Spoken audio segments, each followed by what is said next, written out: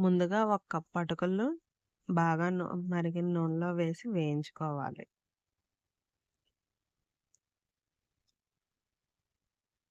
ఆ తర్వాత cornflour chips ఒక కప్పు వేసుకొని వేయించుకోవాలి. అటు ఇటు టర్న్ చేసుకుంటూ.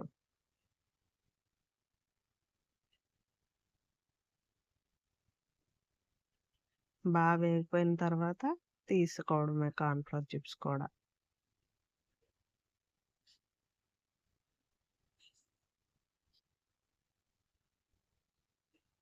ఇప్పుడు కొద్దిగా జీడిపప్పులు తీసుకొని అదే నూనెలో ఫ్రై చేసుకోవాలి.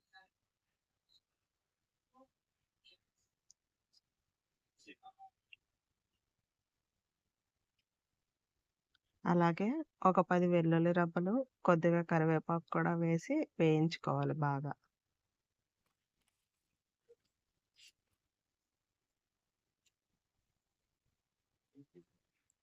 తర్వాత వీటన్నిటిని ఒక గిన్నెలో వేసుకొని ముందుగా గరం మసాలా,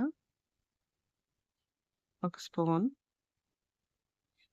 పచ్చికారం ఒక స్పూన్,